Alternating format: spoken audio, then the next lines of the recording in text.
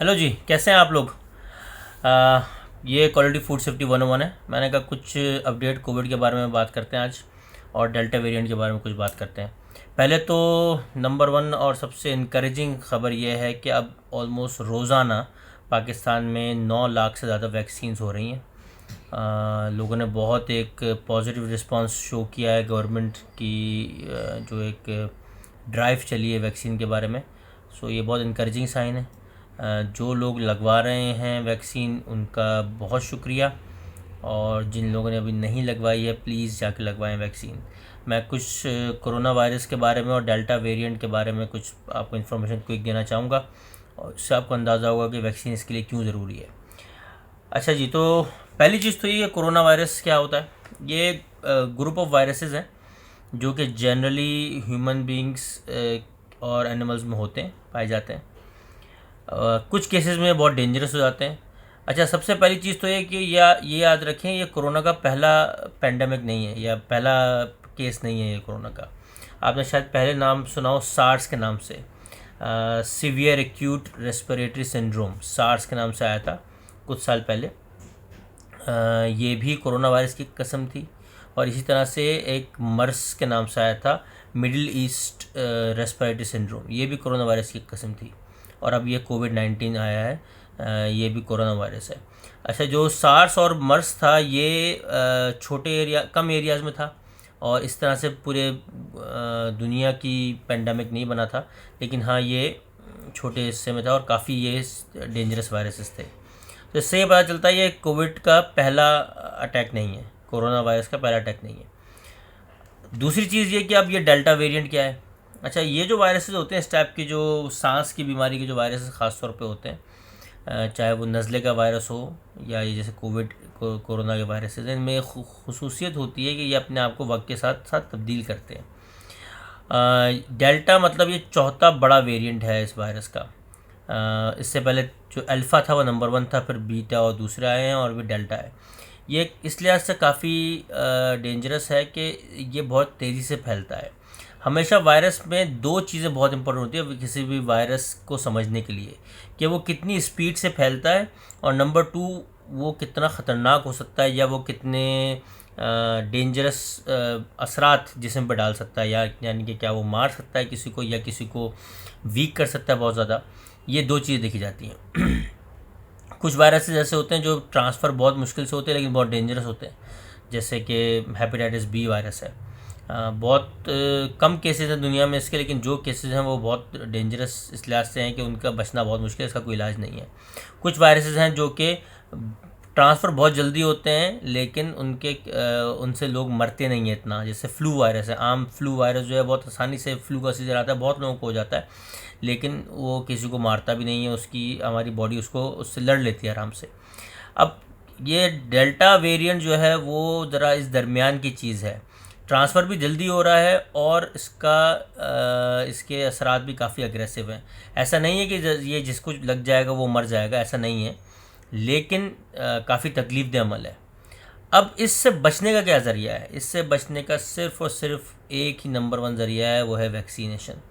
मैं आज भी एक और डॉक्टर साहब की एक वीडियो देख रहा था, उन्होंने यही बात बोली कि जब ये वैक्सीन नहीं आई थी और दुनिया भर में इसके ऊपर काम हो रहा था, तो जितने साइंसदान जितने डॉक्टर थे वो ये सोच रहे थे कि जैसे ही वैक्सीन आएगी तो शायद दुनिया में जो ना लड़ाइयाँ हो जाए लोगों में कि हमें पहले वैक्सीन लगा दो। लेकिन दुनिया का रिस्पॉन्स उल्टा रहा। ख़ासतौर पे हमारे मुल्क में काफ़ी रिस्पॉन्स उल्टा रहा कि लोग लगाने को तैयार ही नहीं थे वैक्सीन। और उसकी मेन वजह ये थी कि कुछ गलत इन्फॉर्मेशन, कुछ कॉन्स्पिरेसी थ्योरी, कुछ बेकार की बातों ने लोगों के दिलों में डाउट पैदा कर दिया। मैं कुछ जल्दी जल्दी ये बातें क्लियर कर देता हूँ। नंबर 1 तो ये कि ये वैक्सीन सेफ़ है। आप ओल्ड एज हैं, आप यंग एज हैं, टीनेजर हैं, 18 साल से ऊपर आपकी कोई भी एज है, आपके लिए सेफ़ है। आप हार्ट पेशेंट हैं, ब्लड प्रेशर के पेशेंट हैं, आपके लिए सेफ़ है। आप सिंपल अपने डॉक्टर से एक बार कंसल्ट कर लें, वो भी आपको ये बात बोलेंगे। आप इवन अगर आप प्रेग्नेंट हैं, आपके लिए वैक्सीन सेफ़ है। सिर्फ ये है कि शुरू के 3 महीने आप अवॉइड करें, या डॉक्टर से कंफर्म कर लें अपने आप। जिसको भी डाउट है, मैं जिस कंपनी में काम करता हूँ, मेरे अपनी कंपनी के अंदर भी कुछ लोग ऐसे हैं जो कि डाउट में थे कि हमारे कोई कंडीशन है, अस्थमा है या कोई ऐसी कंडीशन है और हम क्या करें इस बारे में। तो मैंने उनको सीधा बोला कि आप डॉक्टर से बात करें और आपका डॉक्टर आपको यकीनन सही एडवाइस देंगे, और वही हुआ, डॉक्टर ने उसे बोला कि सब सेफ़ है, आप लगवा सकते हैं। तो प्लीज़ ये गलत बातों में ना जाएं। इससे कोई इनफर्टिलिटी नहीं हो रही, ना ही इससे 2 साल बाद कोई मरेगा। ये सब बेकार की बातें हैं। ज़िंदगी मौत का किसी को कुछ नहीं पता होता, कभी भी हो सकता है, लेकिन ये वैक्सीन सेफ़ है। वैक्सीन ना लगवाने के बाद के यानी कि वैक्सीन ना लगवा के ज़्यादा चांसेस हैं मरने के इस वक्त कोविड की वजह से, बनस्बत इसके कि आप वैक्सीन लगवाएं और आप फिर सेफ़ रहेंगे इंशाल्लाह। अच्छा, एक और भी थी कि जी ये ब्लड क्लॉटिंग करती है। एक वैक्सीन आई थी यूके की, एस्ट्राजेनेका के नाम से। इसके बारे में आई थी कि इसके किसी बैच में ब्लड क्लॉटिंग हुई है, खून जमने की बात हुई है। पहली चीज़ तो ये कि ये कोविड वायरस का भी एक साइड इफ़ेक्ट ये है कि ये जिस्म में खून की तोड़ फोड़ करता है, ब्लड क्लॉटिंग करता है। फिर जब ये इस पर बहुत रिसर्च हुई तो पता चला कि 10 मिलियन में से 8 केसेस ऐसे आए कि जिसमें ब्लड क्लॉटिंग हुई इस वैक्सीन की वजह से। तो ये इतना कम नंबर है कि जिस पे कोई भी दवा को आप रोकते नहीं हैं। हर दवा के कुछ ना कुछ साइड इफ़ेक्ट होते हैं, हर वैक्सीन के कुछ ना कुछ साइड इफ़ेक्ट होते हैं। इतने 10 मिलियन में से 8 केसेस कुछ भी नहीं होता, कोई परसेंटेज बनती भी नहीं है इसकी। तो फिर इसको दोबारा से अप्रूव किया गया। खैर, पाकिस्तान में जो वैक्सीन ज़्यादा लग रही है साइनोवैक और साइनोफार्म, वो तो बहुत ज़्यादा सेफ़ हैं। इनकी तो बहुत ज़्यादा डिटेल रिसर्च हुई है, इवन ओल्ड एज लोगों पे, प्रेग्नेंट वुमेन पे भी, हार्ट पेशेंट्स पे भी, ब्लड प्रेशर के पेशेंट के पे भी, और सब में ये सेफ़ रही है। तो इसलिए और ज़्यादा अच्छी बात है, हमारे पास वो वैक्सीन है जो कि काफ़ी जगहों से अप्रूव्ड है। अच्छा, ब्लड क्लॉटिंग का एक और भी मैं आपको एग्जाम्पल बताता हूँ। मेरे अभी एक जानने वाले को अभी कोविड हुआ है, और उनकी जो मैंने दवाओं की लिस्ट देखी तो उसमें भी एस्पिरिन थी। तो मुझे थोड़ी हैरानी हुई कि एस्पिरिन क्यों है। तो जब डॉक्टर से बात हुई तो उन्होंने यही बोला कि कोविड बजाते खुद भी ब्लड क्लॉटिंग करता है, इसलिए हम एस्पिरिन देते हैं ताकि लोगों की ये प्रॉब्लम ना हो। तो इससे अंदाज़ा होता है कि एस्ट्राजेनेका वाली बात भी कोई ज़्यादा वैलिड नहीं थी, वैक्सीन का इसमें कोई मसला नहीं था।